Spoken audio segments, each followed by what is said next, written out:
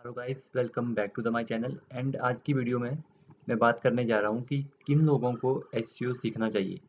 तो काफ़ी क्वेश्चंस आते हैं, काफ़ी लोग पूछते भी हैं कि मुझे एसईओ सीखना चाहिए या नहीं सीखना चाहिए, मुझे इंग्लिश नहीं आती, मैं एसईओ सीख सकता हूँ कि नहीं सीख सकता हूँ।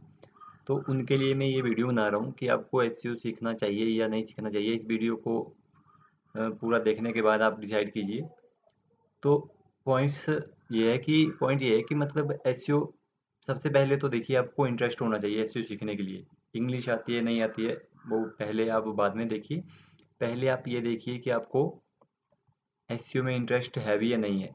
एसईओ होता क्या है, कंप्लीट ओवरव्यू मैंने एक वीडियो में बना के रखा है। आपको अगर आप नहीं जानते कि एसईओ होता क्या है तो डिस्क्रिप्शन में आपको लिंक मिल जाएगा, वो वीडियो आप देख सकते हो। तो दूसरा पॉइंट, पहला पॉइंट तो ये हो गया कि आपको एसईओ में इंटरेस्ट होना चाहिए। एसईओ में करते क्या क्या है, उन चीज़ों को सीखने का आपको एक इंटरेस्ट होना चाहिए कि मैं ये काम कर सकता हूँ। अब एसईओ में होता क्या है कि ऐसा नहीं है कि आपने एक बार सीख लिया तो वो पूरी उम्र के लिए, हमेशा के लिए हो गया आपके लिए। बस सीख लिया आपने, अब आप कर सकते हो। एसईओ में हमेशा लगातार आपको पढ़ना पड़ेगा। गूगल्स की अपडेट्स आती रहती हैं। गूगल कुछ ना कुछ हमेशा तो क्या मतलब रोज़ ही चेंज करता रहता है। गूगल की गाइडलाइंस चेंज होती रहती हैं कि आपको वेबसाइट में अब ऐसा करना पड़ेगा, ऐसा करना पड़ेगा। तो आपको उस चीज़ के साथ अपडेट रहना पड़ता है कि एसईओ में चल क्या रहा है। अगर आप वही पुराने एक बार आपने पढ़ के रखा हुआ है और उसी के ऊपर चले हो तो आपकी टेक्निक जो है वो आउटडेटेड हो जाती है। उस हिसाब से आप एसईओ अपनी वेबसाइट को ऑप्टिमाइज़ कर ही नहीं पाओगे। तो सबसे पहला पॉइंट यही है कि आपको इंटरेस्ट होना चाहिए। तो सबसे पहले क्या कीजिए कि एक वीडियो देख लीजिए, मैं डिस्क्रिप्शन में लिंक डाल दूँगा। उससे आपको बेसिक आइडिया लग जाएगा कि एसईओ में होता क्या है। उससे आप अपने आप को देखिए फिर कि आपको इसमें इंटरेस्ट है भी या नहीं है। अब दूसरी बात है कि इंग्लिश आनी चाहिए या नहीं आनी चाहिए। अब देखिए, अगर आपको बिल्कुल भी इंग्लिश नहीं आती है तो फिर एसईओ में आपका कोई काम नहीं है। अगर आपको ज़रा भी इंग्लिश नहीं आती है, मैं ऐसा नहीं कह रहा हूँ कि आपको प्रो लेवल की इंग्लिश आनी चाहिए, लेकिन अगर आप बोलते हो कि मुझे ज़रा भी इंग्लिश नहीं आती है तो आप एसईओ नहीं सीख पाओगे। अब पहले तो फिर आपको इंग्लिश ही सीखनी पड़ेगी। तो इंग्लिश कहाँ पे ज़रूरत पड़ती है इंग्लिश की एसईओ में, तो पहले तो वो देखिए। अब जैसे मान लीजिए आप फ्रेशर्स हो, तो फ्रेशर को इंग्लिश इतनी आनी चाहिए कि वो डिस्क्रिप्शन लिख सके। मान लीजिए कोई वेबसाइट है, आपके पास कोई वेबसाइट आई एसईओ के लिए, तो उसके लिए हमें बैकलिंक बनाने पड़ते हैं, वेबसाइट को ऑप्टिमाइज़ करना पड़ता है। अब वेबसाइट के अंदर जो भी कंटेंट लिखा हुआ है वो हिंदी में तो लिखा नहीं होता, वो इंग्लिश में ही लिखा होता है। अब वेबसाइट का अगर आपको मान लीजिए बोला जाए कि टाइटल और ये अपडेट करने हैं, टाइटल वगैरह, तो वो हिंदी में थोड़ा ना आप लिखोगे, वो आपको इंग्लिश में ही लिखने पड़ेंगे। तो आपको सिर्फ इतनी इंग्लिश आनी चाहिए कि आप सिर्फ लिख सको। ऐसा नहीं है आपको प्रो लेवल की, हाई लेवल की इंग्लिश चाहिए, लेकिन आपको इतनी इंग्लिश तो आनी चाहिए कि वो आप लिख सको, आप उसको यूज़ कर सको। आप नो डाउट आप ट्रांसलेटर वगैरह की हेल्प ले सकते हो, लेकिन अगर आप इंग्लिश में बिल्कुल ही ज़ीरो हो तो फिर एसईओ में आपका काम नहीं है। तो देखिए, अब एसईओ में ये तो अगर आप एसईओ के बारे में थोड़ा जानते हो तो बैकलिंक के बारे में आप जानते होंगे। अब बैकलिंक जब बनाते हैं, कोई भी आपके पास मान लीजिए वेबसाइट आ गई किसी बिजनेस की, कोई ट्रेनिंग इंस्टीट्यूट है, वो आपके पास वेबसाइट दे रहा है कि मेरी इस वेबसाइट को ऑप्टिमाइज़ कीजिए, ठीक है। तो उस वेबसाइट के लिए आपको बैकलिंक बनाने पड़ेंगे। अब बैकलिंक जो बनाओगे आप किसी दूसरी वेबसाइट पे, अगर बैकलिंक का नहीं पता आपको, तो बैकलिंक ये होता है कि किसी दूसरी वेबसाइट पे आप थोड़ा सा कंटेंट लिखना और अपनी वेबसाइट का लिंक लगा देना। यानी कि किसी दूसरी वेबसाइट से जब आपकी वेबसाइट पे लिंक आता है तो उसको बैकलिंक कहते हैं। कैसे क्रिएट करना है अगर आपको नहीं पता इस चीज़ के बारे में, डिस्क्रिप्शन में लिंक है, आप वहाँ से देख सकते हैं। तो देखिए, अब आपके पास मान लीजिए फॉर एग्जांपल वेबसाइट आ गई, एक किसी का इंस्टीट्यूट है, वो सर्विसेज देता है, बच्चों को ट्यूशन देता है। तो आपको उसके लिए बैकलिंक बनाने पड़ेंगे। तो आपको अलग अलग वेबसाइट पे जाके उसके बिजनेस के बारे में लिखना पड़ेगा कि वो क्या करता है। इंग्लिश ट्यूशन देता है, मैथ्स ट्यूशन देता है, कितने अफोर्डेबल प्राइस है, क्या उसका क्राइटेरिया है, कितने उम्र के बच्चों को देता है, वो सब कुछ आपको इंग्लिश में लिखना पड़ेगा। तो वो आपको हिंदी में तो लिख नहीं सकते थे, क्योंकि गूगल पे जो भी कंटेंट है वो इंग्लिश में ही है। जैसे मैंने आपके लिए 5-6 बैकलिंक खोल के रखे हुए हैं। जैसे ये देखिए, ये एक क्लासिफाइड ऐड का, ये इंस्टीट्यूट ही है कि ये मैथ प्रोग्राम का ये देता है, ठीक है। तो ये देखिए डिस्क्रिप्शन ये लिखी हुई है, ये बैकलिंक एक क्लासिफाइड ऐड का ये बैकलिंक है, ठीक है।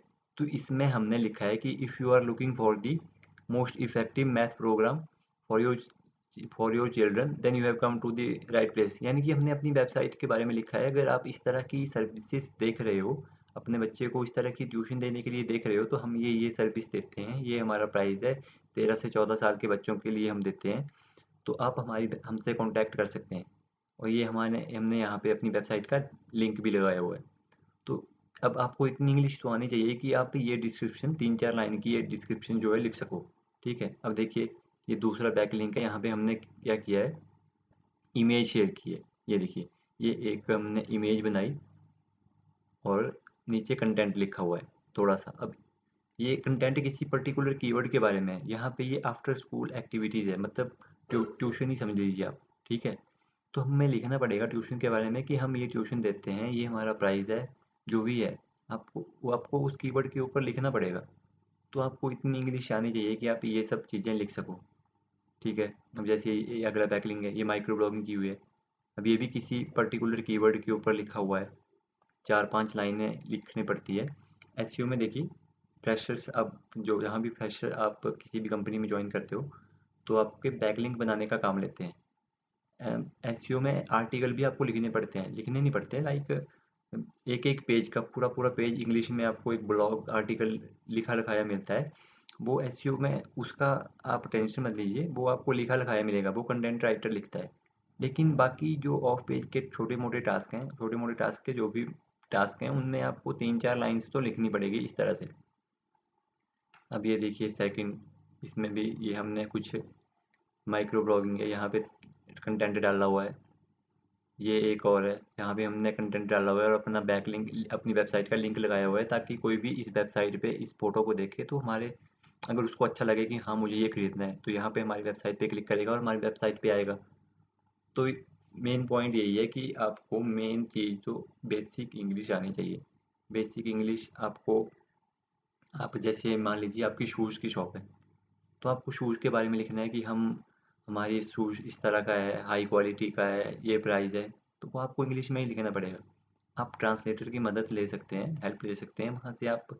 देखिए होता क्या है, अगर आपको थोड़ी बहुत भी इंग्लिश आती है, अब थोड़ी बहुत इंग्लिश आपको आती है, आप थोड़ा सेंटेंस बना लेते हो, अगर सेंटेंस नहीं भी बनाते हो, ट्रांसलेटर की मदद से बना रहे हो, आपके आपके पास मतलब क्रिएटिविटी है कि आप हाँ इसको ट्रांसलेटर करके इस तरह से ट्रांसलेट में डाल के मोल्ड करके लिख सकते हो, आप बना लोगे इंग्लिश।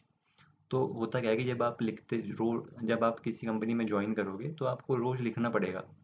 रोज़ लिखते लिखते आपकी इंग्लिश काफ़ी इंप्रूव हो जाती है, फिर आपको आसानी से ये डिस्क्रिप्शन वगैरह लिख लेते हो। ठीक है, तो बेसिक क्राइटेरिया ये है कि बेसिक इंग्लिश, थोड़ी बहुत इंग्लिश आपको आनी चाहिए जिससे आप ये सब लिख सको।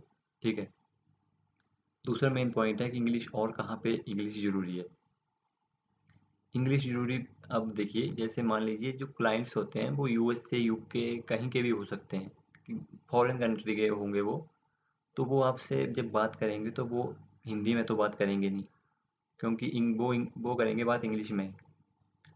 एंड दूसरा देखिए कि फ्रेशर्स को क्लाइंट हैंडलिंग का काम नहीं होता है। 1-2 साल तो आप एक 2 साल तो आप बैकलिंक का ही काम करोगे, यही बैकलिंक और वेबसाइट को ऑप्टिमाइज़ करना। क्लाइंट हैंडलिंग जब आपको 2-3 साल का एक्सपीरियंस हो जाएगा, उसके बाद आपको थोड़ा ग्रो करने के लिए क्लाइंट्स के साथ बात भी करनी पड़ेगी, क्लाइंट को हैंडल करना पड़ेगा। तो उस लेवल के लिए आपको इतनी इंग्लिश आनी चाहिए कि आप किसी सामने वाले बंदे के साथ इंग्लिश में बात कर सको। अगर क्लाइंट आपसे पूछेगा कि हाँ जी, एसईओ में आप क्या क्या करके दोगे हमें, कितने टाइम में करके दोगे, तो वो चीज़ आपको उसको एक्सप्लेन करनी पड़ेगी, वो आप इंग्लिश में ही करनी पड़ेगी। तो बेसिक क्राइटेरिया मैंने आपको बता दिया कि एसईओ में इंग्लिश कितनी ज़रूरी है। अगर आप इंग्लिश में बिल्कुल ही ज़ीरो हो, तो सॉरी, फिर एसईओ आप नहीं सीख पाओगे, तो पहले तो आपको इंग्लिश ही सीखनी पड़ेगी। तो एसईओ में अगर आपको बेसिक इंग्लिश आती है, सेंटेंस बना लोगे, आपको पता है कि इतनी थोड़ी बहुत डिस्क्रिप्शन आप लिख लोगे इतनी सी, तो आप एसईओ सीख सकते हो। अगर आप सीखने के लिए कहीं से ट्रेनिंग लेना चाहते हो या कुछ भी, तो मैं आपको बता दूं कि ट्रेनिंग इंस्टीट्यूट में आप इतना नहीं सीख पाओगे। मैंने अपने चैनल पे एसईओ का कंप्लीट प्रैक्टिकली वीडियो बनाई है, जो भी जितने भी पॉइंट एसईओ में हैं, वो मैंने पूरे कंप्लीट किए। तो लिंक आपको डिस्क्रिप्शन में मिल जाएगा अगर आपको सीखना हो। इस वीडियो में सिर्फ इतना ही। अगर चैनल पे इन्फॉर्मेशन अच्छी लगी हो तो सब्सक्राइब कीजिए और लाइक कीजिए। Okay guys, thank you.